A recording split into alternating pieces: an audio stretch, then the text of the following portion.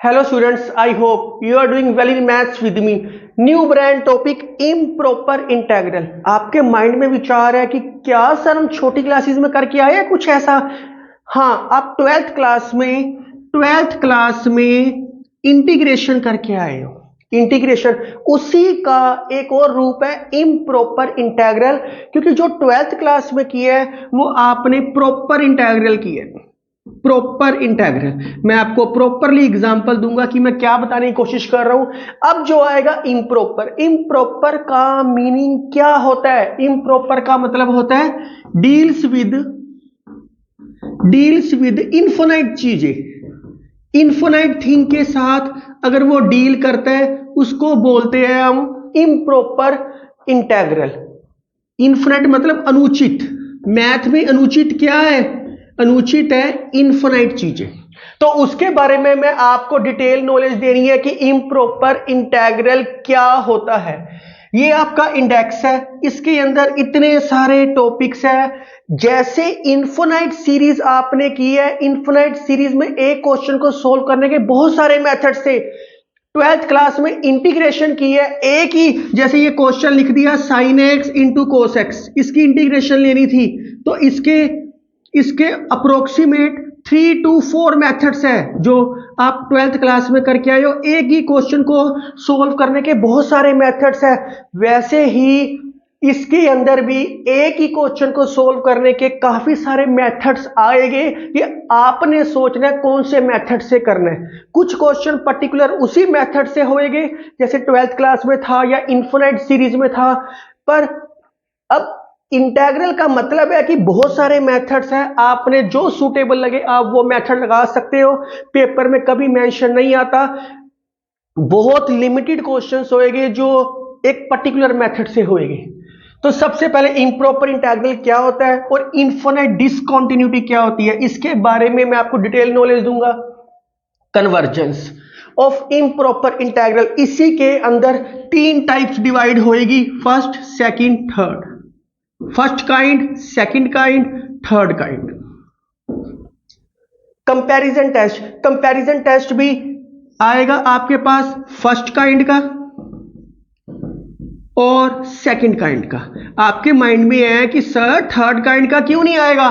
Third kind का इसलिए नहीं आएगा क्योंकि third kind is the mixture of 1 and 2। तो बेसिकली 1 और 2 है। किसी बुक में 2 काइंड्स दे रखी होती है, किसी बुक्स में कुछ दे रखा होता है। मैं आपको सिस्टमैटिकली अप्रोच करवा रहा हूं ताकि एक बार आपने कॉन्सेप्ट समझ आ गया, सारे क्वेश्चन आप आराम से सोल्व कर सकते हो। एब्सोल्यूट कन्वर्जेंस भी फर्स्ट काइंड का आएगा, सेकंड का आएगा, सेम ये भी सेम आएगा। ये आपको बीटा और गामा आप करके आए हो डेफिनेशंस।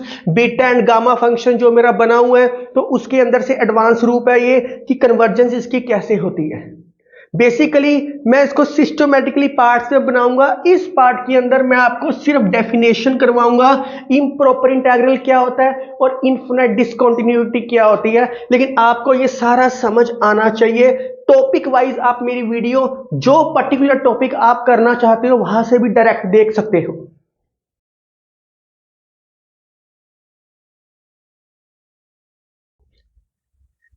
इम्प्रॉपर इंटेग्रल होने के लिए तीनों में से कोई भी एक कंडीशन सेटिस्फाई करेगी, is called improper integral if at least one of the condition is satisfied.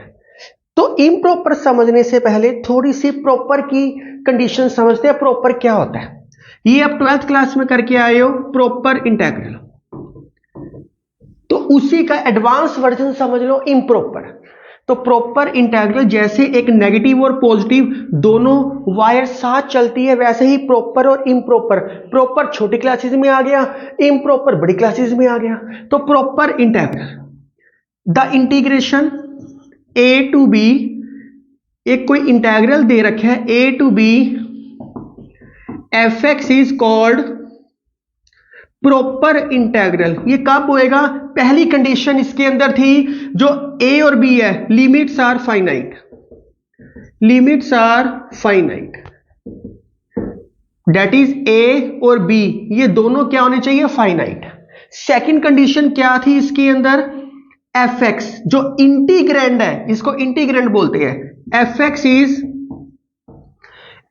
Is finite इन कौन सी, इस रेंज के अंदर, a कोमा बी के अंदर। ये दो कंडीशंस थी जो आप +2 में करके आए हो कि एक तो लिमिट फाइनाइट होनी चाहिए थी, एक जो इंटीग्रेशन थी, जो इंटीग्रेंड था वो भी फाइनाइट होना चाहिए था। फाइनाइट कहना है फाइनाइट कह लो, बाउंडेड कहना है बाउंडेड कह लो, एक ही बात है। बाउंडेड कहना है बाउंडेड कह लो कि जो एफ एक्स था वो बाउंडेड होना चाहिए था। अब ये बाउंडेड कैसे था? फॉर एग्जाम्पल, पहले इसकी एग्जाम्पल देखते हैं। इंटेग्रल 0 से 1 dx बाय x + 1, एक कोई एग्जाम्पल दी है मैंने। अब बहुत ध्यान से, इसके अंदर लिमिट 0 और 1 है, ये क्या है? फाइनाइट है, इन्फिनाइट नहीं दे रखा। अगर इन्फिनाइट होता तो वो क्या बनता? Improper. Second condition, F X is bounded. F x क्या है? यहां एफ एक्स की वैल्यू क्या है? ये सारा एफ एक्स है, ये सारा एफ एक्स है ना, इसके साथ dx लगा लो। ये सारा क्या है? F x. वो क्या है? 1/x + 1, 1/x + 1। तो 0 से 1 के बीच में कोई भी वैल्यू पुट करो, 0 से 1 के बीच में कोई भी वैल्यू पुट करो, ये कभी भी इन्फिनाइट नहीं बनेगा। 0 पुट करोगे तो 1 आएगा, 1 पुट करोगे 2 आएगा, इसके बीच की कोई भी वैल्यू पुटिंग करो, 1/2, 1/3, 1/4, ये इन्फिनाइट नहीं बनेगा, किसी भी तरीके से इन्फिनाइट नहीं बनेगा। अगर दो कंडीशनें थी तो वो क्या थी? प्रॉपर इंटेग्रल था। अब हम कर रहे हैं इम्प्रॉपर। इसका मतलब ये दोनों कंडीशन सेटिस्फाई नहीं होनी चाहिए, या दोनों में से एक भी सेटिस्फाई नहीं होनी चाहिए। तो पहली इंटीग्रेशन, रेंज ऑफ इंटीग्रेशन, ये a है ये b है, ये इनफिनाइट हो सकते हैं, एक भी हो सकता है, दो भी हो सकते हैं, अपर लोअर कुछ भी हो सकता है, ये इनफिनाइट हो सकते हैं। सेकंड, एफ एक्स क्या होना चाहिए? अनबाउंडेड होना चाहिए। यस, इसकी बिल्कुल ऑपोजिट कॉपी नहीं है। अगर आप ध्यान से देखो, यहां फाइनाइट कहा था, बड़ी क्लासेस में इनफिनाइट आ गया। यहां बाउंडेड कहा था, बड़ी क्लासेस में अनबाउंडेड आ गया। कहानी तो सेम ही है। सेम का मतलब है उसके ऑपोजिट कहानी चल रही है। तो कहानी में कोई नई चीज तो मैं बता ही नहीं रहा कि यहां अगर फाइनाइट है तो यहां कोई नया वर्ड, कोई डिफिकल्ट वर्ड आ गया हो।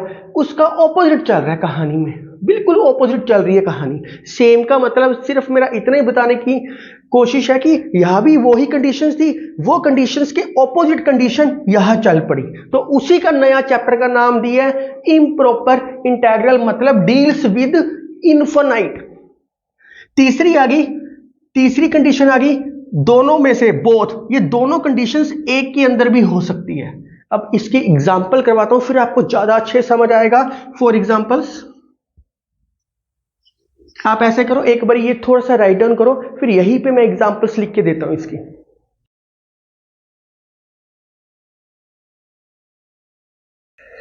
स्टूडेंट्स, मैंने कुछ एग्जांपल्स लिख के दिए, यही से आपको सारा कॉन्सेप्ट क्लियर होएगा कि इम्प्रॉपर की कैसी कंडीशंस होती है, कैसे क्वेश्चंस होते हैं।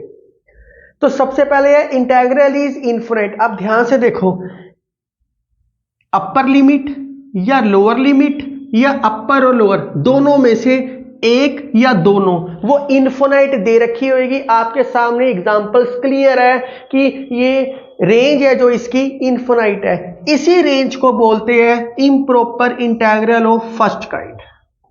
Improper integral of first kind.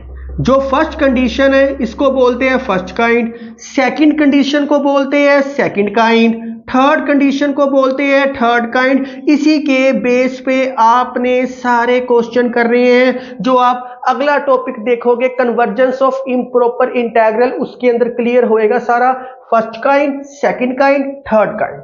तो पहली कंडीशन को फर्स्ट काइंड है, ये एग्जांपल से आप देख सकते हो, इनफिनाइट दे रखा है। सेकंड क्या है? F X is unbounded. अब आप ध्यान से देखो, यहां तो इनफिनाइट दे नहीं रखे, बिल्कुल नहीं दे रखे, लेकिन ये लिमिट अगर पुटिंग करते हैं, 0 पुट करो, एफ एक्स 1/0 क्या बन गया? इनफिनाइट।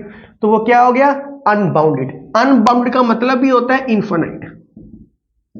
अनबाउंडेड का मतलब होता है इन्फिनाइट। मैंने प्रॉपर में डेफिनेशन लिखी थी, प्रॉपर इंटीग्रल में फाइनाइट लिखो या बाउंडेड लिखो, अनबाउंडेड लिखो या इन्फिनाइट लिखो, बोथ आर सेम थिंग। आप देख सकते हो कि सारा का सारा चैप्टर इन्फिनाइट के साथ ही डील कर रहा है। अब देखो 0 से 3 है, 0 पे करोगे तो 1/-2 आएगा, इन्फिनाइट नहीं आया। 3 पुट करोगे 1/3-2 क्या आ गया 1, ये भी इन्फिनिट नहीं आया। लेकिन इसके बीच में 0 से 3 के बीच में कोई भी वैल्यू पे इन्फिनाइट नहीं बनना चाहिए। 0 से 3 के बीच में ये 0 है, ये 3 है, इसके बीच में बहुत सारे नंबर है, 1 है, 2 है, इसके बीच के भी नंबर है। 2 पुटिंग किया तो 2 पुटिंग करने के बाद ये 0 बन गया, मतलब इन्फिनाइट बन गया। इसका मतलब है ये अनबाउंडेड हो गया, ये अनबाउंडेड हो गया। इसके बीच की लिमिट में भी इन्फिनिट नहीं बनना चाहिए। ऐसी इम्प्रॉपर इंटीग्रल को हम बोलते हैं सेकंड काइंड। ऐसी इम्प्रॉपर इंटीग्रल को बोलते हैं सेकंड काइंड। यहीं से एक नया कॉन्सेप्ट आएगा, point of infinite discontinuity. Point of infinite discontinuity, यही से मैं अभी लिखता हूं इसको सारा, डिसकंटिन्यूटी। तो पहले ये देखते हैं हम कॉन्सेप्ट। तीसरा आ गया बोथ, दोनों कंडीशन सेटिस्फाई होएगी। एक तो यह इनफाइनाइट आ गया तो पहली कंडीशन सेटिस्फाई हो चुकी है।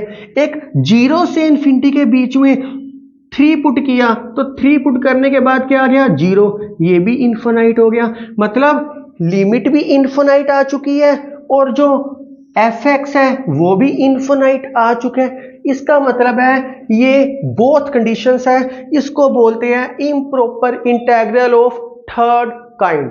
तो तीनों में से कोई एक कंडीशन सेटिस्फाई करे या 2 करे या तीनों करे, हम इसको बोलते हैं इम्प्रॉपर इंटीग्रल। इसी के अंदर एक छोटा सा कॉन्सेप्ट आता है, point of infinite discontinuity. Write down करो प्लीज।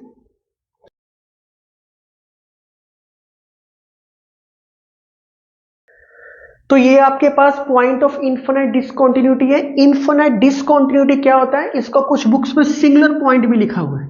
एक सिंगल पॉइंट पे मैं बता रहा हूं आपको, बहुत सारे पॉइंट्स भी हो सकते हैं पर सिंगल पॉइंट पे मैं बता रहा हूं आपको।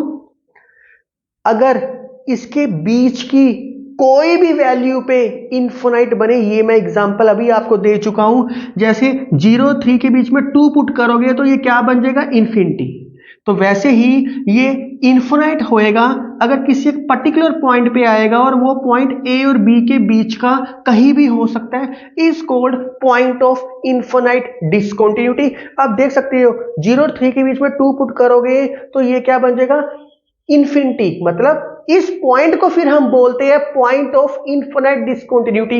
ये सिंगुलर पॉइंट का बताया है, 2 पॉइंट भी हो सकते हैं। जैसे सपोज करो ये क्वेश्चन ऐसा होता, सपोज करो ऐसा होता x - 1 x - 2, तो ये 1 पुट करते इन्फिनिट होता, 0 से 3 के बीच में 2 पुट करते इन्फिनिट होता। तो जो पॉइंट्स पे इन्फिनिट आया है उन पॉइंट्स को बोलते हैं पॉइंट ऑफ इनफिनिट डिसकंटिन्यूटी। पर मैंने आपको सिंगुलर पॉइंट की कोडिंग बताया है, क्वेश्चन की कोडिंग आपको अपने आप समझ आएगा। तो ये 3 कंडीशंस है। अब जो अगला टॉपिक आप करोगे वो इंडेक्स का अगला टॉपिक आएगा, convergence of improper integral. First kind, second kind, third kind, इनकी कन्वर्जेंस, ये कन्वर्जेंट है या डाइवर्जेंट है, उसकी कहानी आपको नेक्स्ट पार्ट में मिलेगी। आप मेरे साथ बने रहो और मैथ की उड़ान भरते रहो। Thank you, take care. अगर आपको मेरी वीडियो पसंद आ रही है तो kindly like, share and subscribe my channel. Thank you.